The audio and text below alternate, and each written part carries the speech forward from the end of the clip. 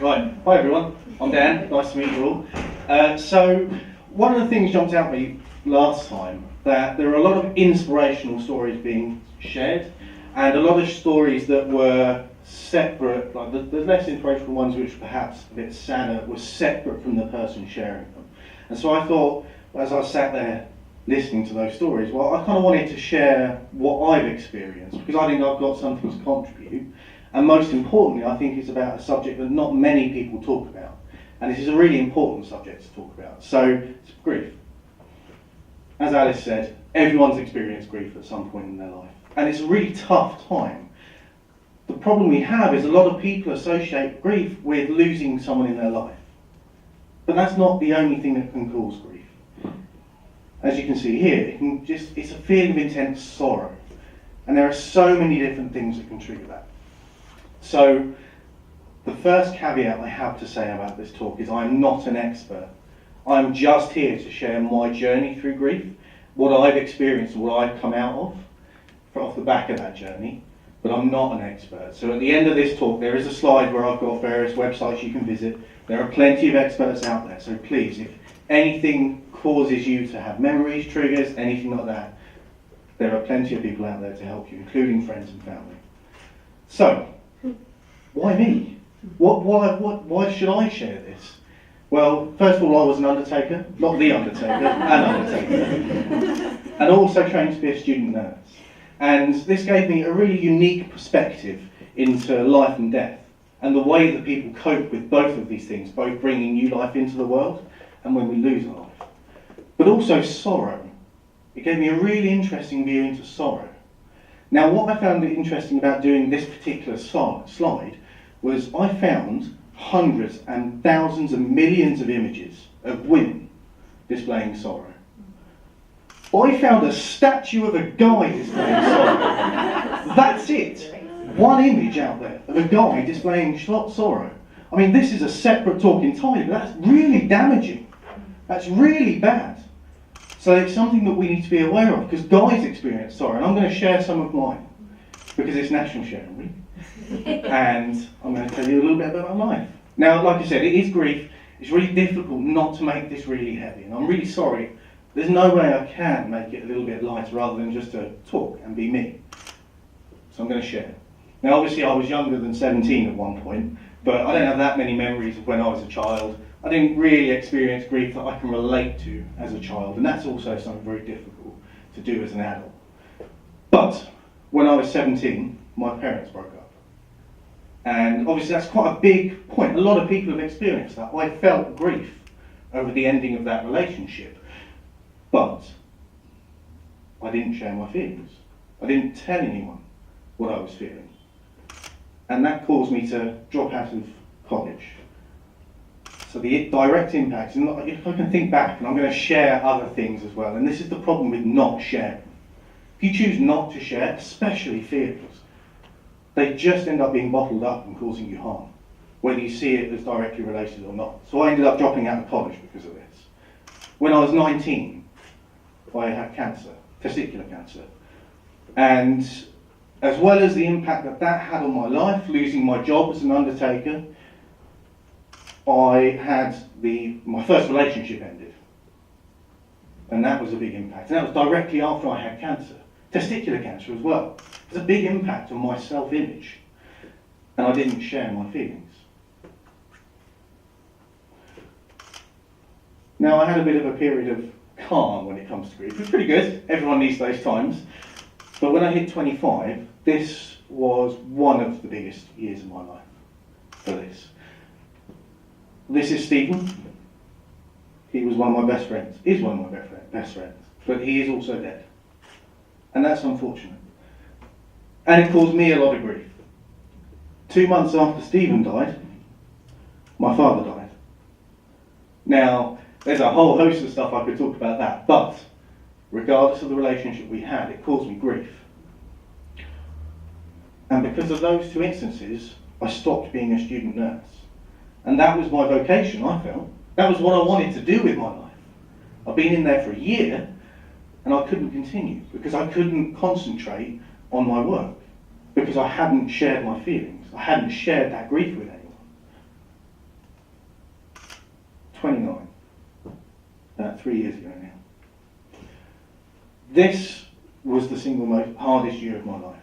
And I can only put 2 names on there, Elvie and Matty. So I got into a relationship, quite a serious relationship, with 2 children. Not with the children, but then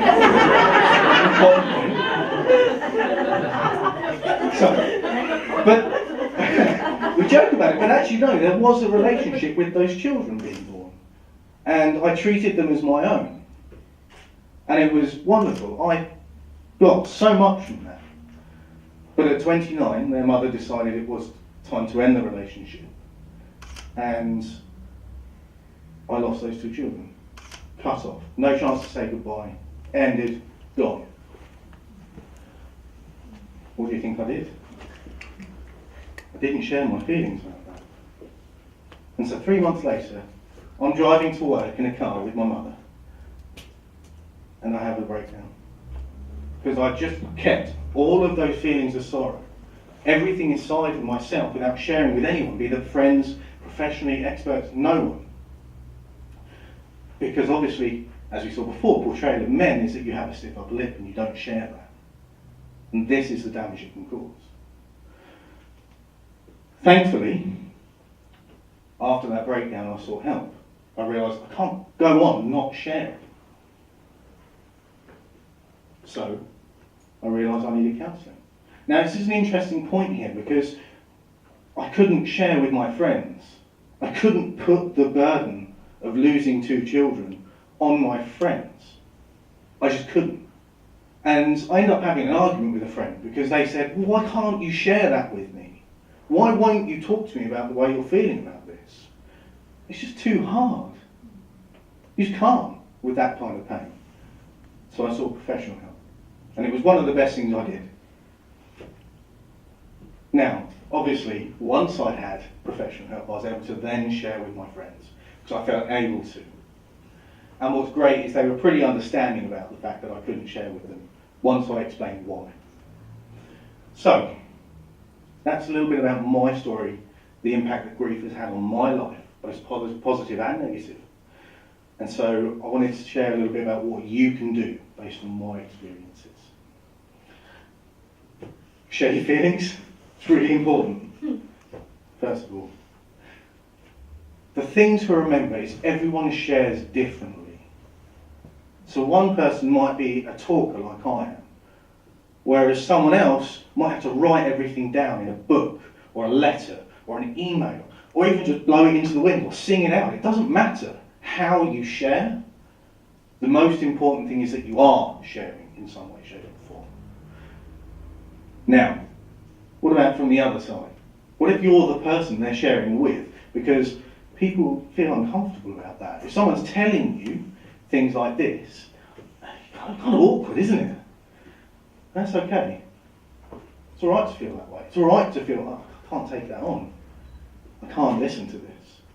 Because that, you've got to accept your feelings as well. So, first point to answer on that. If your friends can't accept your sharing, who can you share with? All I can do is reuse this slide. Because this is true. And it's there is still a stigma around this, and we need to fight against this. Because this is one of the most important things that anyone can do when it comes to sharing.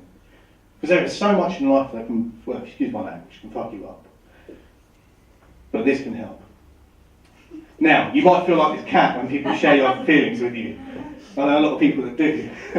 And that's fine. You've got to really remember, if someone chooses to share their feelings with you, it's a sign of trust.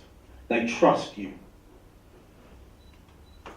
So you've got to acknowledge that. Whether you can accept those feelings or not, you have to acknowledge the fact that they've trusted you. Just as simple as, thank you for telling me that. I'm sorry that you're feeling that way. That sucks. However you want to phrase it, you've got to acknowledge those feelings. But you've also got to be honest. Thank you for sharing. But right now I can't cope with those feelings because I'm this cat. Got to be honest. Or, if you can cope, great, listen. Validate the statement. There's loads of tips on how to listen. This is a skill as well. There's loads of tips out there on how to listen. But you've got to acknowledge those feelings first, regardless of whether you're going to accept them or not. Most importantly, when someone shares feelings of grief with you, keep calm and carry on being you. They don't want you to act differently. They want to go out for that drink that you promised on Saturday. They want to come to your party. They want to continue doing these things in their life regardless of the grief that they're feeling. They've just chosen to show that trust in you by sharing it with you. They don't want you to change because of that. So, thanks for listening. I had to share that because I felt it's so important now. And if any of, like I said, if any of this has triggered you, if you feel anything about this, that's fine, that's okay.